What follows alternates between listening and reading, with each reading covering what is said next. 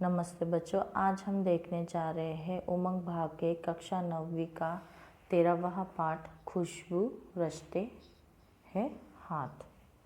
ठीक है बच्चों, इसके कवि है, इस कविता के कवि है श्री अरुण कमल।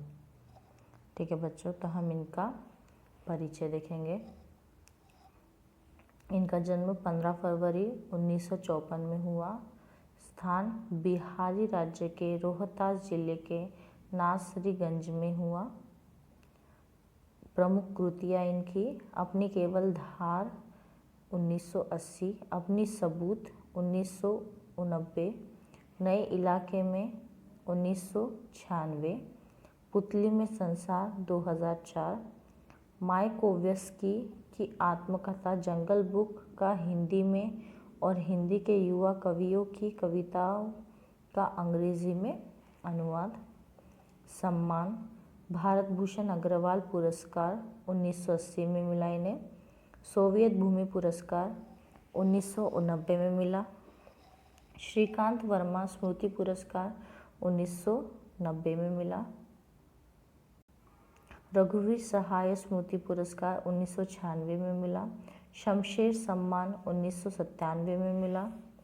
नए इलाके में के लिए 1998 साहित्य अकादमी पुरस्कार सहित अनेक प्रतिष्ठित सम्मान और पुरस्कार से सम्मानित। इनकी भाषा शैली कविताओं में नए बिंब, बोलचाल की भाषा, खड़ी बोली के अनेक छह छंद, लय छंदों का समावेश, बड़ी कुशलता और सहजता से जीवन प्रसंगों को कविता में रूपांतरित करते हैं। ठीक है बच्चों, उसके बाद हम देखेंगे प्रस्तावना प्रसंग। बाज लोग जिनका कोई नहीं होता,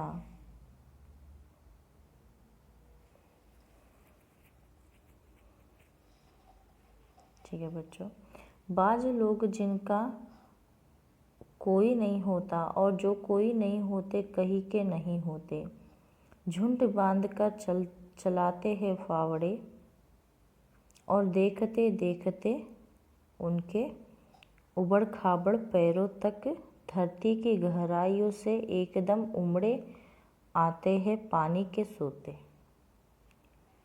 ठीक है बच्चों, यहाँ पर नीचे कुछ क्वेश्चन दिए गए जो हम लोग देखेंगे। कवि ने बाज लोग किसे कहा है ना? कवि ने क्या कहा है? बाज लोग किसे कहा है? इसका आंसर है गंदगी में जीवन बसर करने वाले बाज लोगों, पिछड़े लोगों के बारे में कहा है। मजदूरों का हमारे विकास में क्या योगदान रहा है? मजदूर हर क्षेत्र में मजबूर होकर काम करता है, हमेशा दूसरों के जीवन में सुगंध बिखेरने की कोशिश करता है, वर्ग और समाज में सौंदर्य की सृष्टि करता है। मजदूर हमारे लिए अथक परिश्रम करते हैं, फिर भी उनकी स्थिति दयनीय क्यों है?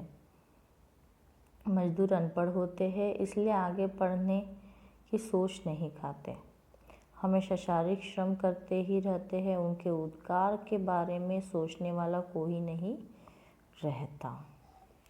ठीक है बच्चों, तो ये हो गए हमारे क्वेश्चंस। हम देखेंगे आगे पोयम में क्या दिया गया है। पोयम पढ़ेंगे बच्चों हम। कई गलियों के बीच, कई नालों के बीच, कूड़े करकट के ढेरों के बाद, बदबू से फटते जाते इस डोले के अंदर, खुशबू रचते हैं हाथ, खुशबू रचते हैं हाथ, उभरी नसों वाले हाथ, घिसे नाखूनों वाले हाथ, पीपल के पत्ते से नए नए हाथ, जूही की डाल से खुशबूदार हाथ, गंदे कटे पीटे हाथ, जख्म से फटे हुए हाथ, खुशबू रचते हैं हाथ, खुशबू रचते हैं हाथ। यदि इस गली में बनती है मुल्क की मशहूर अगरबत्तियाँ, इन्हीं गंधे मोहल्लों के गंधे लोग बनाते हैं केवड़ा, गुलाब, खस और रात रानी अगरबत्तियाँ। दुनिया की सारी गंदगी के बीच, दुनिया की सारी खुशबू रचते रचते हैं हाथ, खुशबू रचते हैं हाथ, खुशबू रचते हैं हाथ। ठीक है बच्चों, तो इस कविता का सारांश हम लोग देखेंगे। खुशबू रचते हैं हाथ, देखिए इसके कवि है अरुण कमल। हम पहला यानी जो स्टैंजा है वो पढ़ेंगे। नई गलियों के बीच कई नालों के पार, कूड़े करकट के ढेरों के बाद, बदबू से फटते जाते इस डोले के अंदर, खुशबू रचते हैं हाथ, खुशबू रचते हैं हाथ। ठीक है बच्चों, इसका सारांश हम देखेंगे, अर्थ देखेंगे क्या दिया गया है इस स्टैंजा का। अगरबत्ती का इस्तेमाल लगभग हर व्यक्ति करता है। अगरबत्ती हालांकि पूजा पाठ में इस्तेमाल होती है, लेकिन इसकी खुशबू की शायद वह वजह होती है कि लोग इसे प्रतिदिन इस्तेमाल करते हैं। इस कविता में कवि ने उन खुशबूदार अगरबत्ती बनाने वालों के यथार्थ के बारे में बताया है, जो खुशबू से कोसों दूर है। अगरबत्ती का कारखाना अक्सर किसी तंग गली में, नालों के पार और बजबजाते कूड़े के ढेर के समीप होता है। ऐसे स्थानों पर कई कारीगर अपने हाथों से अगरबत्ती को मूर्त स्वरूप देते हैं। ठीक है बच्चों, तो यहाँ पर कहा गया है अगरबत्ती का इस्तेमाल हर इंसान करता है ना, क्योंकि वो खुशबूदार होती है ना। हम घरों में सभी लोग उसका यूज़ करते हैं, मगर हम ये नहीं सोचते कि अगरबत्ती बनाने वाले लोग कहाँ से रहते हैं ना। तो वो तो बहुत बड़े यानी कोई अंदर में रहता है, जो अगरबत्ती का कारखाना होता है, तंग गली में होता है, नालों के पार और बजबजाते कूड़े कचरे में वो लोग रहते हैं, और उनके वो गंदे हाथ जो होते हैं उसी से वो लोग क्या करते हैं, अगरबत्ती बनाते हैं, है ना। तो हम कभी भी ये नहीं सोचते कि अगरबत्ती तो उन लोगों ने बनाई ही है ऐसे, मगर वो सुगंधित अगरबत्ती हम लोग हमेशा अपने घरों में लगाते हैं।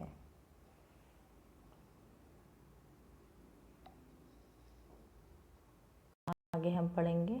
उभरी नसों वाले हाथ, घिसे नाखूनों वाले हाथ, पीपल के पत्ते से नए नए हाथ, जूही की डाल से खुशबूदार हाथ, गंधे कटे पीटे हाथ, जख्म से फटे हुए हाथ, खुशबू रचते हैं हाथ, खुशबू रचते हैं हाथ। ठीक है बच्चों, तो कहा गया है अगरबत्ती बनाने वाले कारीगरों के जो हाथ होते हैं वो किस्म किस्म के होते हैं, है ना।